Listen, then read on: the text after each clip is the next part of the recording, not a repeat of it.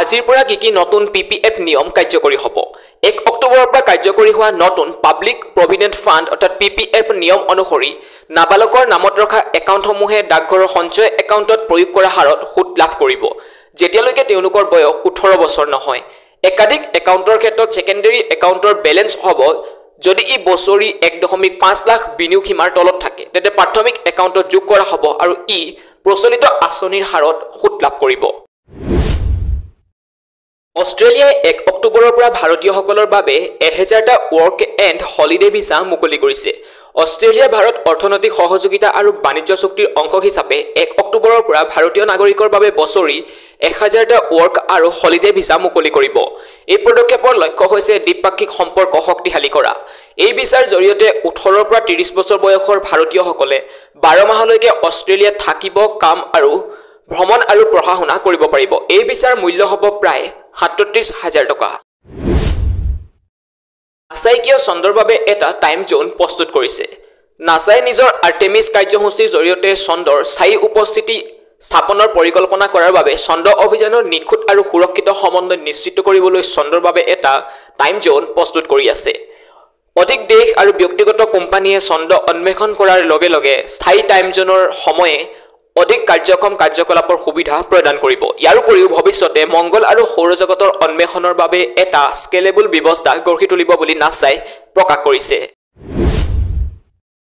বিশ্বৰ আটাইতকৈ সুউচ্চ পৰ্বত এভাৰেষ্ট ওখ হৈ আহিছে, অধ্যয়নত প্ৰকাশ। বিশ্বৰ আটাইতকৈ ওখ পৰ্বত মাউণ্ট এভাৰেষ্ট বছৰি 2 মিলিমিটাৰ পৰ্যন্ত ওখ হৈ আহিছে বুলি এক অধ্যয়নত প্ৰকাশ পাইছে। পাহাৰৰ পৰা প্ৰায় 75 কিলোমিটাৰ দূৰত্বত অৱস্থিত অৰুণ নদীৰ অৱবাহিকাৰ গুৰিতে শিল আৰু মাটি খহনীয়া হৈ ইয়াক ওপৰলৈ ঠেলি দিয়াত সহায় কৰিছে। আইচষ্টেটিক ৰিবাউণ্ড বুলি কোৱা এই খহনীয়াই পৃথিৱী পৃষ্ঠৰ তলৰ স্তৰ মেণ্টেলৰ ওপৰৰ বল হ্ৰাস কৰে, যাৰ ফলত পৃষ্ঠভাগ ওপৰলৈ উপঙি যায়। মহাৰাষ্ট্ৰ নিৰ্বাচনৰ পূৰ্বে কংগ্ৰেছে লাপাতা লেডিজ অভিযান আৰম্ভ কৰে। কিৰণ ৰাও ছবিখনৰ নামেৰে নামকৰণ কৰা এই অভিযানত মহিলাৰ সুৰক্ষাৰ ক্ষেত্ৰত ৰাজ্য চৰকাৰৰ অভিনয়ৰ ওপৰত আলোকপাত কৰা হয়। ৰাজ্যজুৰি লাপাতা লেডিজ শব্দৰ পোষ্টাৰো প্ৰকাশ পাইছে আৰু লগতে এবছৰত 64,000 মহিলা নিৰুদ্দেশ বুলিও প্ৰকাশ পাইছে। প্ৰধানমন্ত্ৰী মোদী 3.0 প্ৰথম 100 দিন কূটনৈতিক মাইলৰ খুঁটি MEA তৃতীয়বাৰৰ বাবে কাৰ্যভাৰ গ্ৰহণ কৰাৰ পিছত প্ৰধানমন্ত্ৰী নৰেন্দ্ৰ মোদীয়ে ৰাছিয়া, ইউক্ৰেইন, পোলেণ্ডকে ধৰি 7খন দেশ ভ্ৰমণ কৰি G7 শীৰ্ষ সন্মিলনত অংশগ্ৰহণ কৰে বুলি বৈদেশিক পৰিক্ৰমা মন্ত্ৰালয়ে প্ৰকাশ কৰিছে। তেওঁৰ ইউক্ৰেইন ভ্ৰমণ এজন ভাৰতীয় প্ৰধানমন্ত্ৰী হিচাপে প্ৰথমটো ভ্ৰমণ। তেওঁ ভইচ অৱ গ্ল'বেল ছাউথ ছামিটৰো আয়োজন কৰিছিল আৰু বিশ্বব্যাপী প্ৰকল্পৰ সূচনা কৰিছিল, যাৰ ফলত বিশ্বজুৰি ভাৰতৰ কূটনৈতিক আৰু সাংস্কৃতিক উপস্থিতি বৃদ্ধি পাইছিল। কাজিন 2024 উত্তৰাখণ্ডত আৰম্ভ হৈছে ভাৰত কাজাখিস্তানৰ সামৰিক অনুশীলন। উত্তৰাখণ্ডৰ আউলিত যোৱা 30 ছেপ্টেম্বৰৰ পৰা আৰম্ভ হৈছে 8ম ভাৰত কাজাখিস্তান যুটীয়া সামৰিক অনুশীলন কাজিন 2024। 13 অক্টোবৰলৈকে চলি থকা এই অনুশীলনত ভাৰতীয় সেনাবাহিনীৰ 120 জন জোৱান আৰু কাজাখিস্তানৰ স্থলবাহিনী জড়িত হৈ আছে।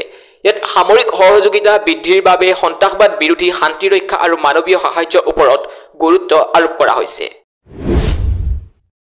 ভাৰতে বাংলাদেশক হোৱাইট ৱাছ কৰি ঘৰুৱা ক্ষেত্ৰত একেৰাহে সৰ্বাধিক টেষ্ট শৃংখলা জয় কৰাৰ বিশ্ব অভিলেখ হয়। মঙলবাৰে কানপুৰত বাংলাদেশৰ বিৰুদ্ধে খেলা দ্বিতীয়খন টেষ্টত ভাৰতে 95 ৰানৰ লক্ষ্যৰে 2খন মেচৰ শৃংখলাত 2-0 পইণ্টত অগ্ৰগতি লাভ কৰে। এই জয়ৰ লগে লগে ভাৰতে ঘৰুৱা ক্ষেত্ৰত একেৰাহে সৰ্বাধিক টেষ্ট শৃংখলা জয় কৰাৰ অভিলেখ 18লৈ বৃদ্ধি পায়। লক্ষণীয়ভাৱে টেষ্টৰ দ্বিতীয় দিন আৰু তৃতীয় দিনটো বৰষুণৰ বাবে এটাও বল নকৰাকৈ পৰিত্যাগ কৰা হৈছিল। টায়াৰ নিৰ্মাতা কোম্পানী ব্ৰিজষ্টোনে কয় যে তেওঁলোকে আৰু অলিম্পিকৰ স্পন্সাৰ নকৰে। জাপানৰ টায়াৰ নিৰ্মাতা কোম্পানী ব্ৰিজষ্টোনে মঙলবাৰে কয় যে এই বছৰ অলিম্পিক আৰু পেৰা অলিম্পিকৰ সৈতে বিশ্বব্যাপী অংশীদাৰিত্ব চুক্তিৰ ম্যাদ উকলি যোৱাৰ পিছত তেওঁলোকে ইয়াৰ নৱীকৰণ নকৰে। 2014 চনত ৱৰ্ল্ড ৱাইড অলিম্পিক পাৰ্টনাৰ আৰু 2018 চনত ৱৰ্ল্ড ৱাইড পেৰা অলিম্পিক পাৰ্টনাৰ হিচাপে পৰিগণিত হৈছিল কোম্পানীটো। ছেপ্টেম্বৰ মাহত টয়োটা মটৰ আৰু পেনাছনিক হোল্ডিংছে গেমছৰ শীৰ্ষ পৃষ্ঠপোষক হোৱা বন্ধ ঘোষণা কৰাৰ পিছতে এই পদক্ষেপ গ্ৰহণ কৰা হৈছে। আফ্ৰিকাত বিয়পি পৰা বেড লিংকড মাৰবাৰ্গ ভাইৰাছ কি? ইজিপ্তৰ ৰোজেট ফলৰ বাদুলিৰ সৈতে জড়িত মাৰবাৰ্গ ভাইৰাছ আফ্ৰিকাৰ দেশ ৰুৱাণ্ডাত বিয়পি পৰাত 6জন লোকৰ মৃত্যু হোৱাৰ বাতৰি পোৱা গৈছে আৰু 26জন লোক আক্ৰান্ত হৈছে। ইবোলাৰ দৰে মাৰবাগতো প্ৰাদুৰ্ভাৱ আৰু স্বাস্থ্যসেৱাৰ সঁহাৰিৰ ওপৰত নিৰ্ভৰ কৰি 24% পৰা 88% মৃত্যুৰ হাৰ লক্ষণসমূহৰ ভিতৰত উচ্চ জ্বৰ তীব্ৰ মূৰৰ বিষ আৰু পেশীৰ বিষ আছে বুলি বেট লিংকৰ যি মাৰবাগ ভাইৰাছৰ প্ৰকাশ পাইছে